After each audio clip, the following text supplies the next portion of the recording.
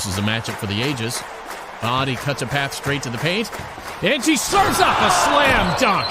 Oh, Body may have the win, but Frank really got the W on that play.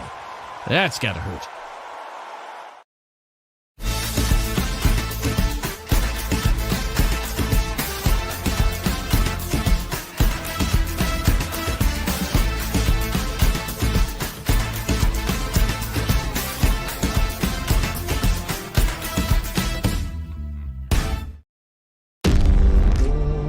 When you're Iowa's dealer for life, you do things different. And as your dealer for life, we've driven together for over 45 years. Carl Chevrolet, we're proud of where we're from. We created a premium car buying experience easy for anyone. We serve more Iowans than ever with more locations and more brands. So together, let's drive from your first car to your last car, making memories along the way. We'll always be your dealer for life.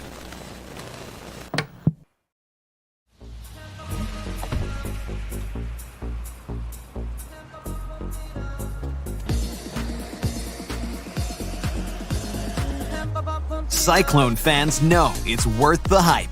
Unleaded 88 is cheaper, cleaner, and greener than regular unleaded. Plus, it's renewable and grown by farmers, making Unleaded 88 the clear choice at the pump and totally worth the hype. Pump it up with Unleaded 88.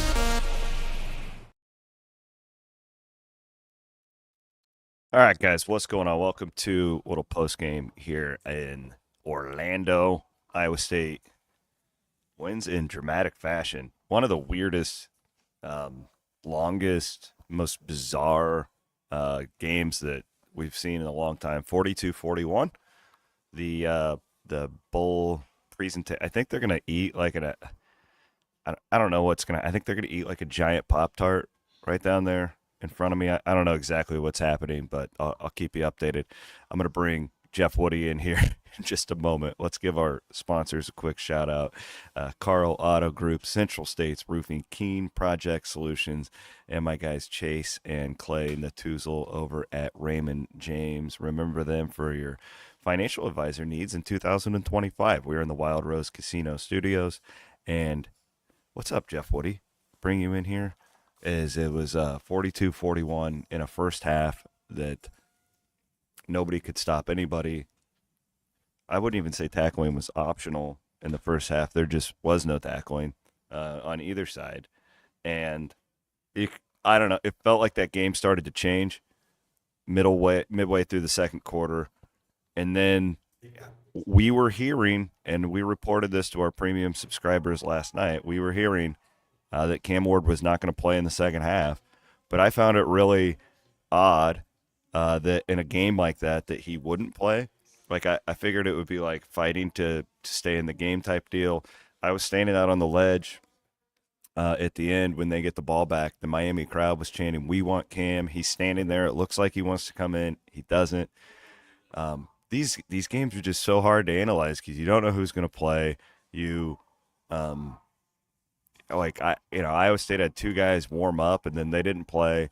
But at the end of the day, it was a really fun game, and feels a hell of a lot better to go out of the season with a W.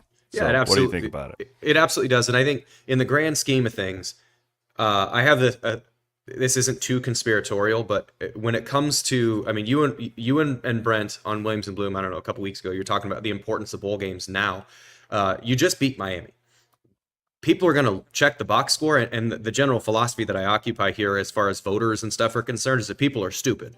And so what is a stupid person going to do is they're going to just look at the box score and say, oh, Cam Ward had 3 touchdowns and Iowa State beat him. Look, they're pretty good, and they have 11 wins. They have a quarterback coming back. This win, despite the fact that Cam Ward didn't play in the second half, it's going to be big when people completely forget about the season. When do you have to turn in your preseason ballots? Like June, like whenever it is. It's June, stupid, yeah. June or July. People are going to completely.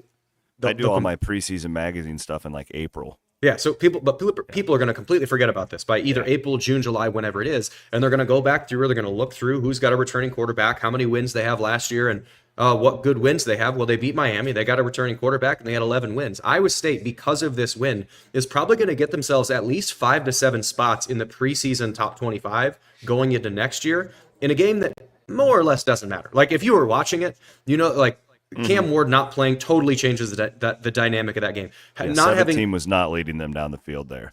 No, and not having Higgins or Porter or really Bramer for that matter, it changes the dynamic of Iowa State as well. So like the game is totally different. But winning this game for next year's preseason, then setting yourself up to get the benefit of the doubt, so you don't have to be 12-0 in order to get the playoff. Like it's a big deal, and it was a fun game. So I don't know. All signs pointing up for Iowa State after this insane Pop-Tarts thing. Are they eating something right now? Are they eating? I want Pop-Tart? to tell you what I'm watching. There's a giant toaster in which there's Cinnamon roll is the winner. Cinnamon roll's the winner. For Rocco Becht. He got Okay, to so choose. Rocco got to choose, and there's a giant toaster. So the Pop-Tart is on top of the giant toaster, and he's dancing now, and like the team is cheering him on. Oh, now he's going down into the toaster, and it appears that they are going to toast him, and then I believe the Cyclones will feast. This is correct. This is the most bizarre shit that I've ever seen. I love it. Like it's great. You know, one of my favorite things. I would say my favorite how leaned into this they were. Like I love how leaned into this they are. Well, like this is how bowl games should be now. Like they do it right. Like they don't take themselves too seriously. Like we need to treat these bowl games like these just like fun football exhibition parties, because that's really because they don't really matter in terms of like it's not what it was when you played even because that was the postseason, right? Like the postseason was the Bulls. Like I was talking to Brett Meyer on Twitter about it, like right, like when those guys played, like you did everything to get to the bowl game. Well, it's just completely changed. The portal didn't exist. So now, like we need to lean into, hey, this was the Isaiah Alston breakout game. You know, this is what gets us excited, right? Like that's a guy who really popped for me today, who makes me feel better about next year already. It was watching him out there, but they do it right here. Like it was the atmosphere was great. Both fan bases really showed up. Iowa State had considerably more people here than I thought that they would. I was really happy to see that. Like it was a really, really fun couple of days down here. But I don't know. Let's talk about the football aspect of it, though, Jeff. The before we do, defense. can I just give one more shout out? Yeah, absolutely. Whoever the person in the Wildberry Pop-Tart mascot costume is, I don't know what they're paying him, but it's not enough. Like if Was it the guy who was like humping the official out there? Yes. So he would like sneak up and try and mess with the back judge. He would do anything he could to just get into a referee's head. I'm like, that guy's in a Pop-Tarts costume, man. Like I don't know who it is, but give that guy a raise. He's also currently harassing Rocco Becht as he's eating the Pop-Tart. Yeah, probably because Barry, he's Rocco. just out of control. Right, 'cause he Just didn't give that guy a pick him. raise. So I actually saw the before the mascots were geared up at the dining area, and they had hoodies on in it. They had like cinnamon, and like they all had their own like on the back of the jersey for what Pop-Tart they were. They do a great job. Like it's fun. Okay, so this actual football game, let's analyze it from an Iowa State standpoint. I think that it's important to realize too that Onyedem was out, right? As he hit the portal. I'm just trying to go through as deep as Iowa State had to go in this game across the board. I had 7 receivers played today. Again, I mentioned that Alston really was the guy who kind of popped for me. He just looked the part out there, Jeff. But on the defensive side of the football, can we talk about Zach Lovett a little bit? You know, Iowa State wasn't great on defense, but when they got better, those linebackers got better throughout the game. And obviously, everything we say, we realize that Cam Ward wasn't out there. Like, we get it. But, you know, you did have to make some plays down the stretch. And I thought Lovett stood out. He's a guy who you looked for next year. Clearly with Bacon coming back, but Brzezina and McLaughlin, like what is interesting to me, Jeff, like the stat is going to be how bad Iowa State's rush defense was today, and that is a fact. They didn't tackle well, all that stuff. I also think that next year the linebackers might be the best position group on the team, just when you look at the amount of injuries and the guys coming back who have played. I think that they could be really good there next year.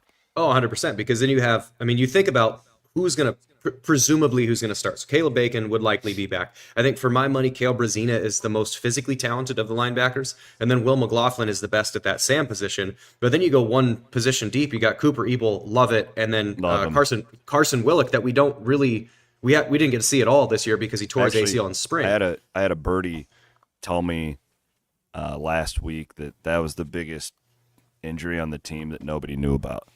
Take it for what it's worth, but this is a really good birdie who knows the defensive side of the football. So to get him back will be huge. So you have 6, I would say 5 linebackers that have proven themselves. Lovett is still kind of, he's been pretty inconsistent. But you really got 5.5 linebackers, not including a Rylan Barnes, not including the other guys. So your linebacking room is really, really deep. The guy who also kind of showed up to me is Drew Surgis. We hadn't seen him all year, and it's because Bo had to play all the time because these linebackers were so injured, and I think he was also banged up, and they wanted to... Surgis got hurt in fall camp. I'm guessing they wanted to keep his red shirt then. Probably. If he was potentially able to play with like 5 games left, but they wanted to just keep his red shirt. The bowl game doesn't count towards any eligibility anywhere, so whoever plays today, even if they were redshirting, it's just you wash it off. So Surgis, I think, played really well. But the thing that stuck out the most to me, I agree with Alston, but Gabe Burkle is another one. Eskelson had a couple really good plays. I think to me, the thing that stood out the most is that Rocco is going to be fine without Higgins and Knoll. And just because he had Jalen Knoll, but Jalen Knoll is getting double covered all day. Like there were a couple times, the kind of the flat return, that touchdown pass that he threw, that was one of those, we need something, let's go find number 13. But for the most part, there weren't a lot of plays where you're trying to force feed the ball to a guy who's double covered. So he was just reading the defense and actually just playing quarterback, not feeling like he had to have a crutch with 9 and 13. So I thought Rocco distributed the ball to what? 7? How many different guys had a reception? 7? I'll let Aiden add that up. My internet here is so bad. I'm lucky to even be on post game with you, so you guys can... He had 8 guys have a reception. Because a couple of running backs, got into the mix as well. And I think the other thing is that, I'd say, Alston and Gabe Burkle. I think Gabe Burkle has done a lot for himself this season in stepping up when injuries have happened. So you look forward to next year. You're going to be without Steve-O, so you're going to have to find your mofo blocker that Steve-O is. But as far as receiving threats are concerned, you've got between Bramer and Burkle, you have 2 guys that are really good out of the backfield or out of the tight end position. To me, this offense is looking into next year much more balanced than I think we are expecting it to be with the loss of Higgins and Knoll. We've got a couple people in here talking about the finish of that game. I was going crazy. I had to leave the press box because I just wanted them to sneak it 4 times. And then they roll out. I was like, oh my God. Anyways, I was just commenting on some of our commenters that are having fun here, that are watching us live on YouTube, Facebook, Twitter, all of that good stuff. Yeah, I mean, the game does remind me a little bit, Jeff, of the 2021 game in the sense of, I know 22 wasn't a great year, right? They go 4-8, but I felt okay after watching Iowa State lose to Clemson, because I got to see some of the guys who, were next in line. And I had that feeling after today too. And again, that's why I try and on my shows, like we're trying to like train fans to think about these games differently. It's not what it used to be, but you can still have fun with it. They still are meaningful because guys go out there and they get actual reps that really matter. You're going to have a lot more faith putting a lot of these guys into that starting lineup next year, all of that good stuff. I want to talk a little bit about Rocco in particular, because I do think he might be able to develop better as a quarterback now, not just having that cheat code in Jaden Higgins. I want you to walk me through this, because it felt to me, Jeff, well, first of all, I want to give him his flowers, because when Iowa State got the ball back with 4 minutes to go, you knew he was putting it in the end zone, because that's what Rocco freaking Beck does. He is a gamer of all gamers. How many times did he do that? Game-winning drives this year for Iowa State? 3, 4? I'd have to go back, but I mean, it's just what he does. He's nails. The other point is, I think that he's got a step developmentally where he got less accurate throughout the season. Did you pick up on that too? Even tonight, he had a great game. He gets player of the game. Not even being critical, but I'm looking at ways where Iowa State's offense can get more efficient next year. I think it'll be more tight end oriented a little bit, perhaps in the passing game with Bramer coming back and what we saw Burkle developing. But what do you think there? Because one, am I right? We would have to go and look at the actual numbers, but I think that just from the aspect of not having 9 to just lob it up there, maybe he gets better as an overall quarterback in the offseason. What do you think about that? Well, I think he does, because he's gonna look. He has to look at himself now, and not when he's in practice. All right, it's 3rd and 7 in practice. It's middle of spring ball. Doesn't really matter, but it's 3rd and 7, so you feel like you need to do it. I feel like I got to complete this. I'm going to throw it to 9, and then you get really good at throwing it to number 9. But you kind of just practice then. I feel like I don't know if I was muted or not, but you kind of get good at practicing throwing to the guy that you know is going to come down with it in situations in practice. So when you do, when you're looking into it going into the next season, those downs like a 3rd and 7 in spring ball or the middle of fall camp, those downs are going to be, how do I spread this thing out? Well, in order to do that with Higgins, you could just kind of chuck it up there and he's going to come down with it. Well, you have to put it a lot more specifically. So I would imagine the things he's going to do in the offseason are mechanically, I feel like he got a little happy feet where he was starting to look to either run or bounce or whatever. And then arm angle starts to get weird, delivery it's a little behind, it's a little high or whatever. So getting back mechanically to be really sound, and then also looking to take what the defense gives wherever the defense is going to give it to you, not saying let's 3rd and 7, I'm just get it to 9 and see what he does. So I think that's a big thing. The other thing that I think, not to necessarily move off Rocco, but I think Carson Hansen showed throughout most of the season, we kind of saw it. He was sort of off and on 100%. But when Hansen is at least 85% healthy, the offense is markedly better with him at running back than it is with anybody else. Not to say that anybody else is a bad running back, but Hansen is the most accurate in his path to where he's going, and he's decent out of the backfield. So a guy like Sama is really good in the open field, but he doesn't, like that was a 2nd and 1. I think in the 4th quarter, I don't know if it was the kind of the game-winning drive, but it was 2nd and 1. And Sama tries to bounce something, and then it becomes a 3rd and 3. Like, that's the kind of stuff that it sounds little, but a 2nd and 1 becoming a 1st and 10 is a huge difference as far as the game flow. And Hansen understands those better, understands his track better. So to me, not having 9 to rely on for Rocco is going to force him to be a better just offensive football player. And then I think having a consistency of understanding, Hansen's probably the dude, unless Sama somehow manages to unseat him, or the Lee kid, the freshman that redshirted this year, if he does something with it. But like, to me, it's those two guys going into next year are really kind of your focal point, and then you build everybody else around him, like a Bramer, like a Burkle, like an Austin, like the transfers they got in. I mean, this offense, especially because Rocco isn't going to have 1 or 2 guys to go to. Yeah. This is going to be a really balanced offense. And again, I think Hansen in the running game, if they can get Sama or someone else to be as consistent in, if the play needs 3 yards, you're going to get at least 3 yards. If the play needs 3 yards, you're not going to lose 2, because that's the kind of stuff that really throws a drive off.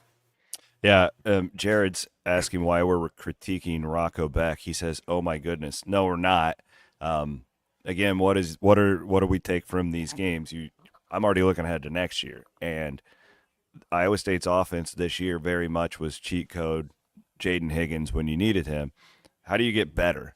And Rocco's not just going to sit around and to Jeff's point, which I completely agree with, which I was kind of leading you into, is I think the offense is going to have to look different next year. Now, we're going to get a decent look at these transfer wide receivers in the spring and see what they bring to the table. But next year, to me, could be less 4 wide diamonds, more tight end oriented. I don't know. I'm just like, if Hansen's your running back, great. He's just more of a power type back, right? Like, this could be more of your, like, what Matt Campbell's offense looked like when David Montgomery and Alan Lazard were there. I don't know. I'm just kind of looking to it, and I do think that we also have to look ahead to the defense. they've got to get some help on the defensive line, I think. Or I really liked the game plan, Jeff, in the second half. A birdie told me leading into this game that they were going to be hyper aggressive as far as the blitzing goes. And it, who knows, without watching it back, didn't it feel like that was as aggressive as Iowa State's maybe been all year with the linebackers? And I'm wondering, with the loss of Onyedem, they're going to have guys on the defensive line, but they're still not going to have a Will McDonald. They're not going to have a Jaquan Bailey on the edge, I don't think. I just wonder if that also, with the linebackers, which we think are going to be a strength on next year's team based on the experience they got this year and getting Caleb Bacon back, do you think that could be a route where you're just going to see a much more aggressive Iowa State defense in 2025?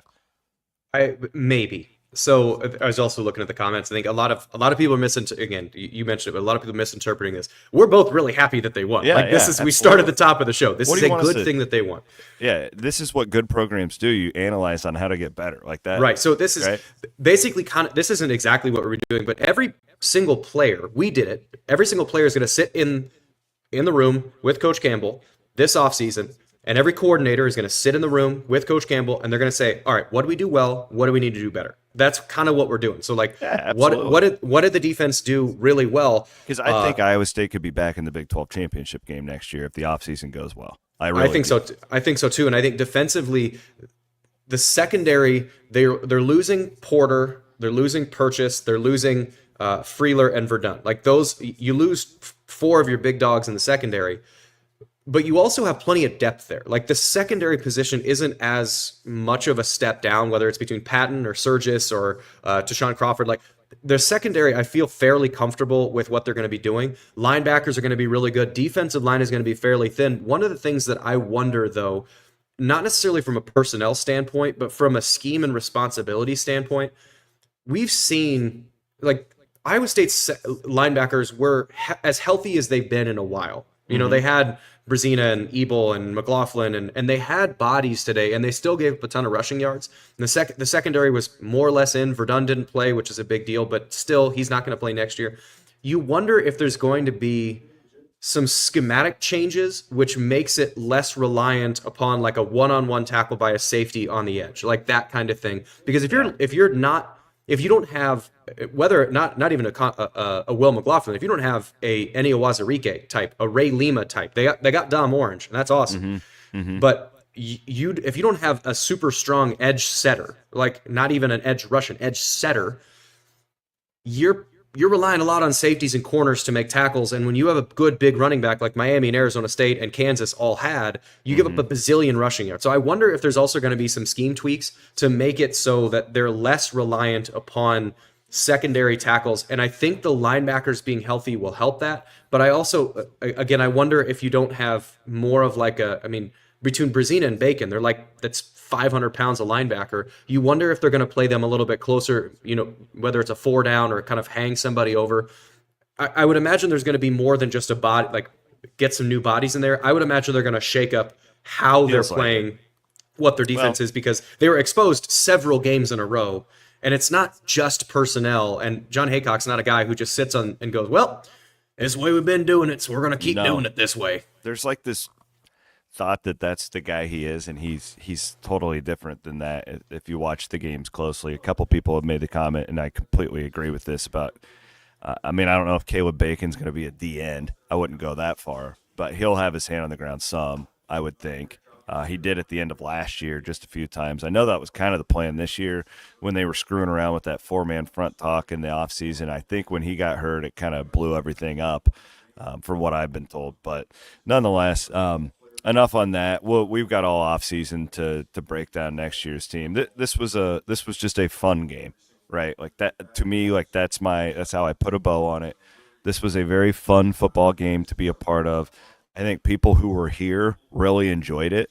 Even if Iowa State would have lost, they would have had a pretty good memory. Like yesterday, Jeff, you've been to this bowl game. Yeah, I went down there when they played Notre Dame. Yeah, it is. Orlando sucks. Amen. Yep. Sorry, Brent. It took me 2 hours to go 22 miles yesterday. At 10 p.m.? Yeah. No, dude.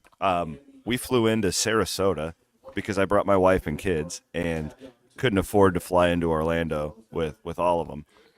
And yeah, so we did a day at the beach and did all that and came up, and getting in from the interstate, it took us 2 hours to go 22 miles to get to our Airbnb, and I just wanted to Orlando. Anyway, it's point being though, when we got here, the Iowa State and the actual bowl game events have been really awesome. Like, this was the best Orlando experience I've had. This is my third time here. I think people really had fun. They had a great crowd, and then just leaving with a win. It's a lot easier to put on that Cyclone shirt at the airport the next day after a win. I mean, you're always going to do it, but it's a lot more fun to put it on after that. I think people are going to have a really great and here's why I'm so happy that they won. And it doesn't really change my thoughts on the future of the program. But I want people to think back on this season as the greatest season in Iowa State football history. And even going 10-2 and getting to the Big 12 championship game, you go on our message boards, you get texts from my friends, and it's just like, God, why are we all so negative right now? Right? And that's growth with the program. Your expectations are rising, all that good stuff. It's all natural. It's like people are like, why are you guys criticizing right now? Because we want to get better. Like, that's the nature of the beast when you continue to get better. But I'm glad they won this game because of that, because I think that it'll help people have a more fond memory on what was an awesome football season for the Cyclones. Yeah, and I would say this game was really, it's everything I wanted a bowl game to be. It's a good opponent. There's some marquee names. It was an entertaining game. You won. Like, all of those things happened. You got to see development of some younger guys. It absolutely, I had to, we can't go through the show, and it absolutely breaks my soul to see Bo Freeler get hurt in that game. Oh, the way he did too. If you've never met any of these guys, if you spent 5 minutes with Bo Freeler, you would just, like, you'd want your kids to be friends with him. You'd want to hire him for a job. Like, he is everything you want in a kid. To see him get hurt, it's terrible. But you have guys like that, and everyone's kind of rallying around him. But you got to see younger guys, like, everything that a bowl should be, this was. And the other thing that you mentioning, like, it kind of puts a really positive bow on the end of this season. It's because it's Iowa State's best season unequivocally. There's nothing even close. Like, the 2020 season when you won the Fiesta Bowl, awesome. It was a 9-game season. You played a 4-2 team. There are asterisks on the end of that. Absolutely. This is the best team that Iowa State has ever had, and they won 11 games. You're going to have, and one of the reasons I think why we look at 2019 or 2020 so fondly is because, we got Brock and you got Brees and whatever. Higgins is a pro. Knowles a pro. Porter's a pro. I think Jalen Travis is a pro. Steve O'Klotz is a pro. Like, there's a bunch of pros on this team, so we're not going to look back on this team and think they're a bunch of schmucks. But the other thing that I think this does is that, like, the feeling that you have going into the offseason isn't, let's get to basketball, let's forget about that football even happened until we get to June or July or spring ball. It's that you want to kind of savor this. Like, you go back and watch this game because it's kind of fun, or the taste in your mouth is better. And that goes into, like, season ticket renewals, and that goes into attending basketball Absolutely. games. That goes into, it just keeps feeding on itself, and it's a nonsense game. Like, again, one of the best players in America didn't play in Iowa State, and they won by 1. Awesome, great. Who gives a shit? Like, they won. Again, for those that just tuned in later, assume that people are stupid. The voters, when they come back and look at this next July, the voters are, they're going to look at this and go, Cam Ward threw 3 touchdowns, and Iowa State still beat him. Great, awesome. And most of them don't watch the games. No, they don't. They can't. I'm telling you guys the truth. Like, these voters talked about this so much. When you're in a press box all day on Saturday, and you have to have your ballot in at like midnight Saturday night, it's not possible. It's not possible to watch. No, you can't. You can't. It's groupthink. It's a terrible way of doing it. So yeah, we agree. Best season in school history. I hope everybody enjoyed it. And last but certainly not least, I wanted to get your opinion on just the opt-outs from a player, right? Like, if the Ward thing specifically, I mean, I'm annoyed that the Iowa State guys, I don't blame them. I blame the system, right? But, like, going through warm, like, I stick up for the fans, okay? And I think the fans should be able to know when they choose to spend their money to come down to these things, have a decent idea of who's going to play. Like, I don't think the program should just lie about it for 3 weeks. If they're not going to play, just say we're not going to play. Like, I'm totally fine with that. I think most people understand it. Totally okay with it. The Ward thing was so weird, though. To play a half and then it's a competitive game and be like clearly that was pre-done. They knew he was going to only play one half of football, and then no matter what, and I wonder if it was like an insurance thing. I have no idea. My question is, what did you think of that as a football player? Because to me, that is just so bizarre. Why you would say I'm going to play 2 quarters, but that's enough. I'm out now. What did you think? Yeah, that one's weird. So I'll start with the one that you mentioned, like the Iowa State opt-outs, and I'm just going to explain a couple of those because I know there are at least some fans. Like my dad was texting me, he was all mad they weren't playing. So if you're the logic on this, and I know that people don't necessarily love this train of thought, but this is the train of thought.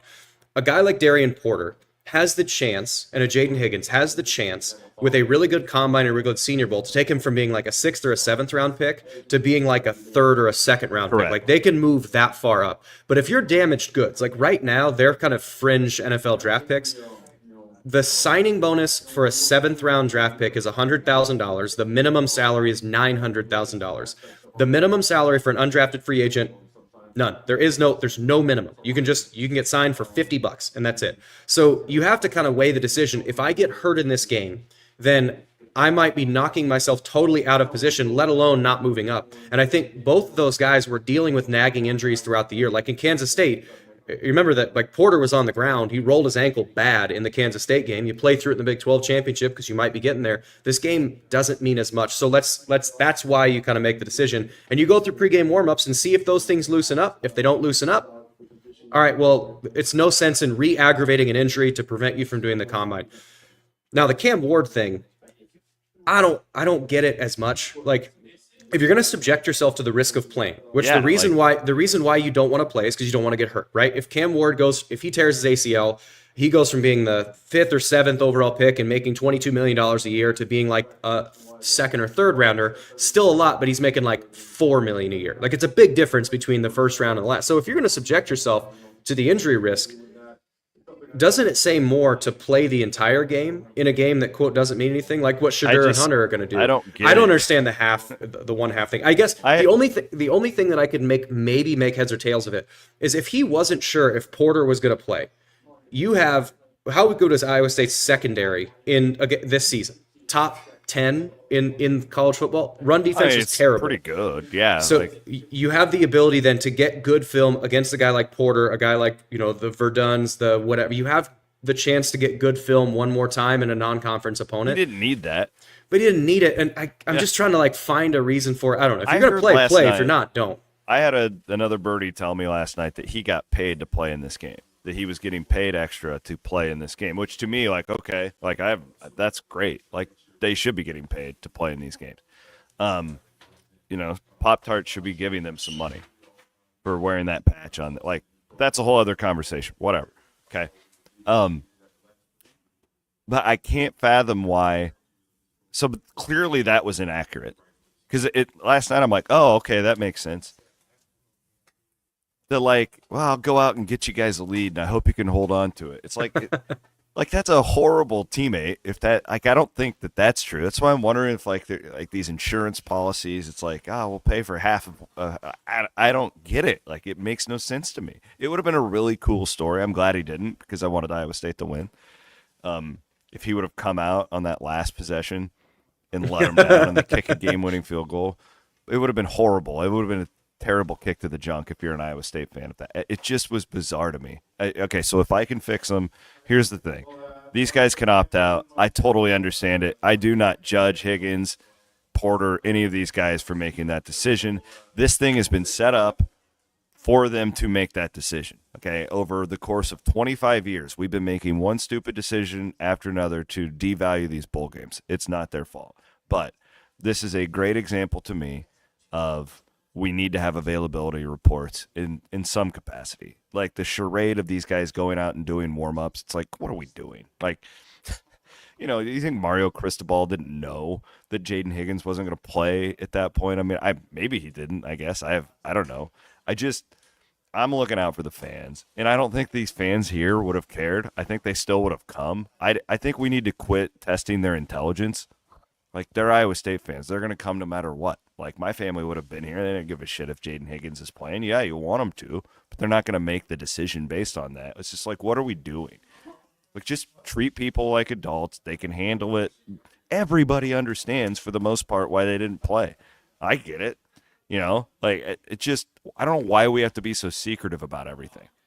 Yeah, that's where I win.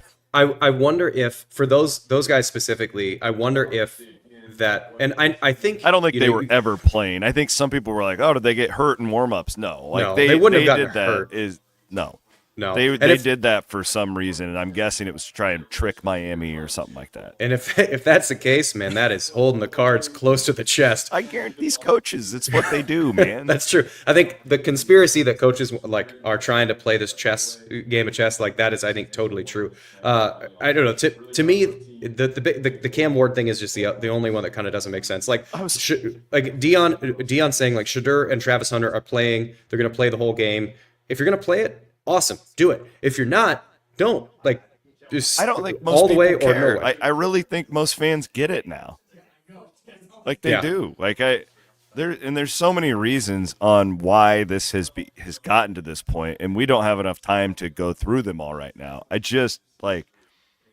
We just need to approach these games for what they are. And once we can, like, mentally do that, but the problem is these bowl games don't want to admit, you know, they want people to come. And if you're a Colorado fan and Shadur Sanders and Travis Hunter say 2 weeks ahead or 3 weeks ahead of time, we're not going to play, that's a pretty big deal to that program, right? I mean, those two guys are like projected first and third picks in the NFL draft. With Iowa State, it's kind of like, we hope they get into the third round. It's not as big of a deal. But, they're trying to protect what the bowl games were 20 years ago, where it's just changed. But I think most of these fans are smart enough now. They get it. We can just be honest with them. I don't know. I'm on a soapbox here. I don't know. The takeaway to me is that, like, Iowa State, this felt like a pretty good encapsulation of what Iowa State's season has been. Like, broadly, you get the win in a game that you probably shouldn't have.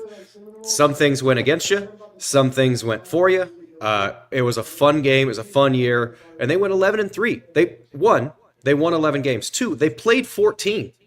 Like, the fact that you played 14 games means that you did something very, very, very well throughout the entire season. Now, are we going to be in for some more of this stuff over the next decade or so? Sure are. Campbell being here and having the continuity the staff has and will have means that you're going to have most of the time seasons that are somewhat approaching this. So, like, this is Iowa State's best season, but I would say it's their best season so far. Is next year going to beat this one? I don't know, but it's not unreasonable to say that they're going to be around this for the next couple years, that this 11-win season going to the Big 12 championship game, that's something that's not going to be as out of the realm of possibility for the next 10 years. And I think this game was just sort of like, it was just a bow on this season that, I don't know, it felt like the right bow for the right team. Appreciate you, man. My pleasure. Got a lot of off season to talk about now. We got all off season to do it. This was fun. I hope everybody had fun. I'm really glad. Is this, so Aiden's got a picture here. Is this the live pop? Oh, God. God. Gone but not forgotten. Oh. That's the one that the team ate. R.I.P. They all, like, just picked pieces off of that thing and ate it. Yep. Yeah. Can you imagine how hungry, like, how fast that would have gotten devoured? You're just standing outside or you just. They gave me a Pop-Tart ice cream sandwich, and it was pretty good. It had like a Thelma's kind of thing where it's like Pop-Tart ice cream Pop-Tart. Yeah. Oh boy. It was pretty good. Now the problem was, I think that, and this is, I think the best thing you could do is probably heat it. Like, it was a cold Pop-Tart, but you would need a bowl because it melts pretty quickly, right? Yeah. But it is something, and I'm not gonna lie. Like, my kids are down here, and, like, the marketing works because we're gonna be buying some and eating them. Honestly, the marketing works. I hadn't thought about a Pop-Tart in 20 years, and here we are. We're gonna. Which one are you gonna buy? Which one are you gonna buy? Wild berry. Yeah, amen. Them, wild berry and cinnamon. Those are the top two. S'more's pretty good too. S'mores, it's a dessert. And the double chocolate one, it's a dessert. Like, it's not breakfast. Yeah, I gotta get It's a dessert. I gotta get my fruit helpings. Yeah, the wild berry. It's the food pyramid. Put you right at the top. Yep, there you go. All right, brother. See ya. Adios. I want to thank our sponsors one more time. Our final post-game show of the season: Keen Project Solutions, Central States Roofing, Raymond James with our guys Clay and Chase Natuzel, and Carl Auto Group. Appreciate you all. Hope you enjoyed post-game. Jeff Woody hanging out with me, and we'll be back. We've got Bloom and I are going to be at Disney World the next 2 days, but we will have a Williams and Bloom at some point. We've got a lot coming up. We've got Big 12 basketball, men and women. We'll have our pre- and post-game shows for all that. Jeff and Grant will have kicking it, probably recapping this thing. All sorts of good stuff coming up for you. Thank you so much for an awesome 2024 following along with us here on Cyclone Fanatic.